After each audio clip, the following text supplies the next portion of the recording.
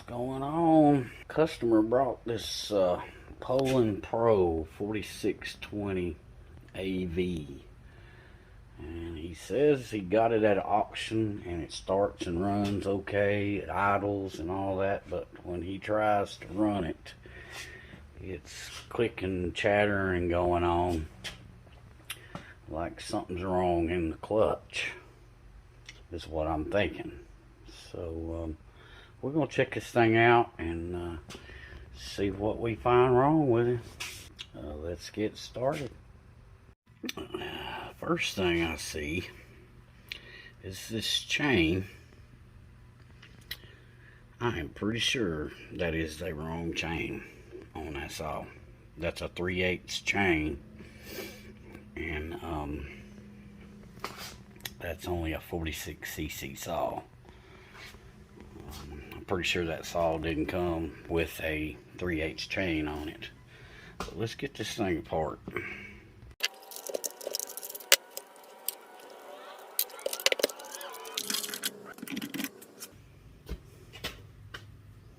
That's not the right bar either. That, my friend, looks like that fit more of like a steel. I'll have to check that out. I'm pretty sure that's the wrong bar too. Alright, I got the bar and the chain off of it. Can you guys see that sprocket? It's chewed all up. So we're going to be putting a sprocket on this one.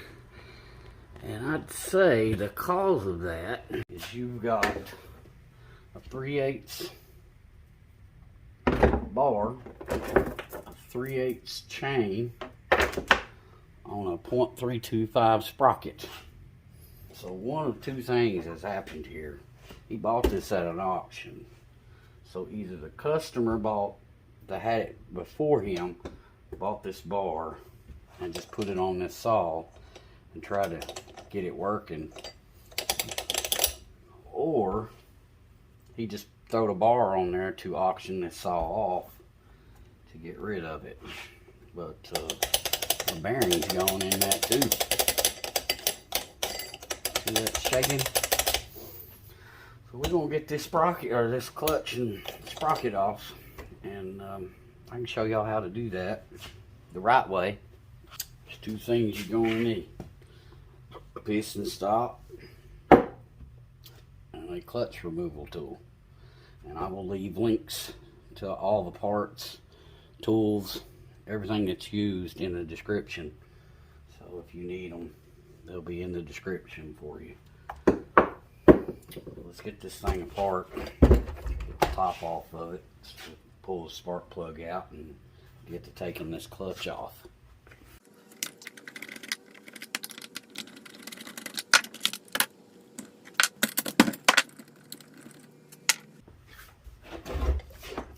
Alright, so taking it off isn't real critical.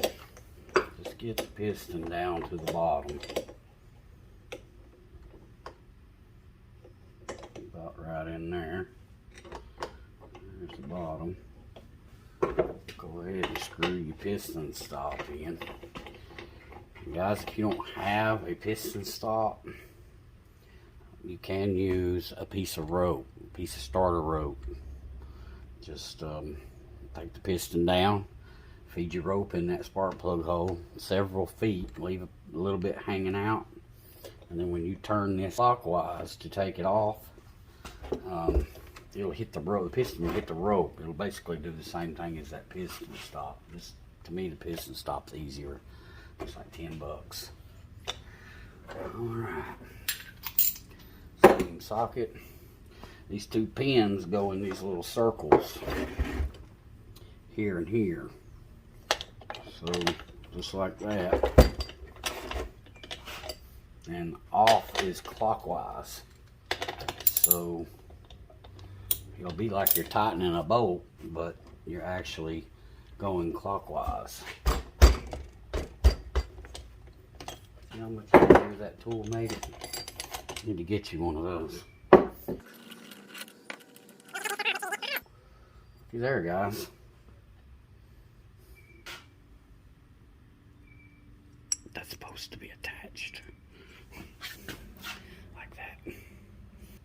I'm gonna clean this saw up a little bit and get all this cleaned out of it, and then we'll go back together with it with a new clutch, sprocket, and new bar and chain.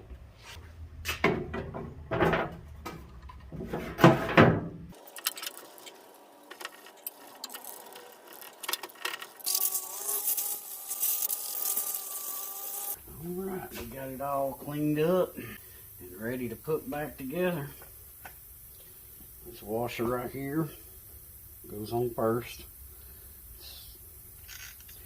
It has a crank, has a step right here that this washer sets on. And then put your bearing on, and then your clutch. Now that washer, what that does is allow that to free spin. And then you got your big washer, which goes inside the clutch, and it does the same thing. It sets on another step. That way when you tighten the clutch down, it still lets your drums spin. Alright, now here's where it gets a little bit tricky with your piston stop. So when you turn your motor the opposite way, it's actually pulling on the rope. So if you think you're using your piston stop, you're really not. You're pulling on this rope. So what you got to do is pull your rope out till you get your piston on the bottom, just like that. Then screw your piston stop in.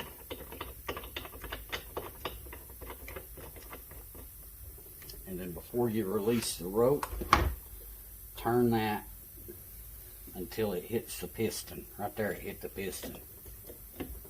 Now you can let go of the rope. It's not pulling on the rope. Get your tool. You're going to torque it to 20 foot-pounds of torque.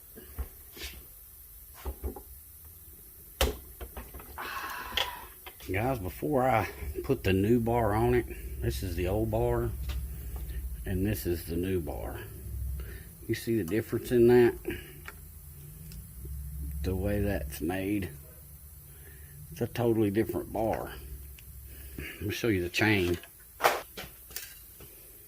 The one on the left is the chain that comes with the new bar, and the one on the right is the one that was on that bar. This is a 3/8 chain.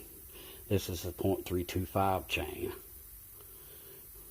The one on the right's a whole lot bigger chain, and it doesn't fit that sprocket. Let's put this bar and chain on this thing.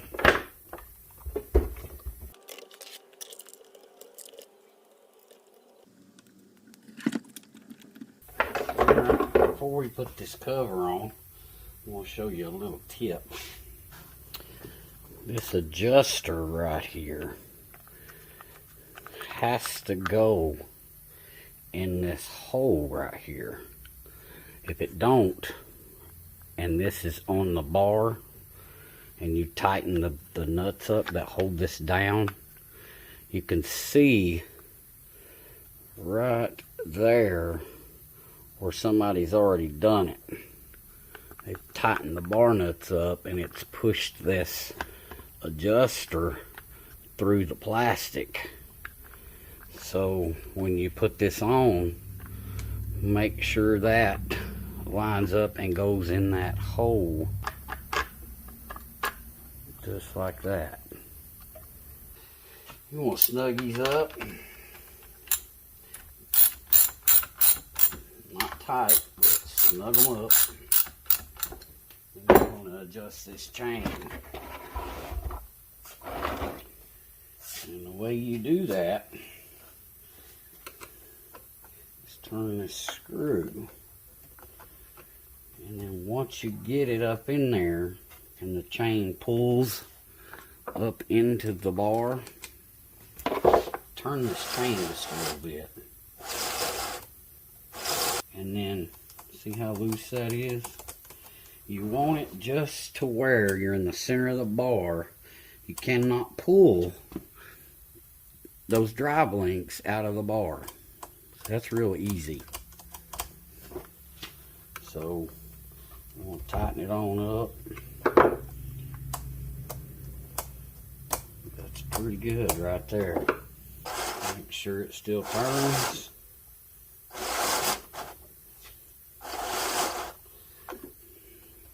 And we're good.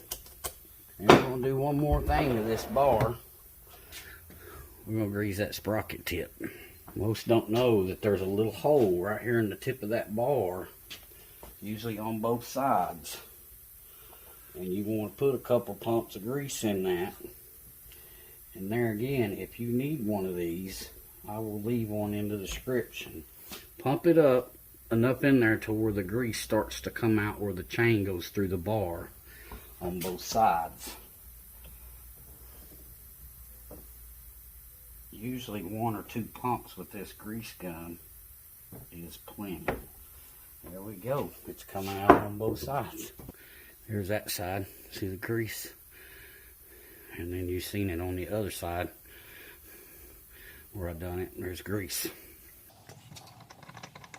He said it ran great, so I'm not going to put a plug or nothing like that in, a spark plug in it or nothing. We're just going to... He wanted the chain to turn right, so that's what we're going to do.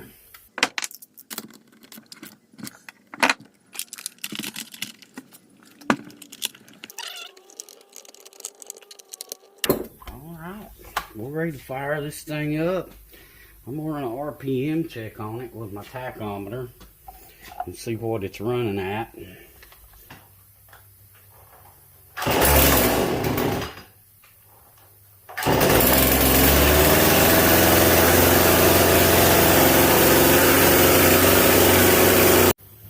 We're going to tap check on it right here, and we'll see what it's idling at, and then we'll see what its no load high RPM is.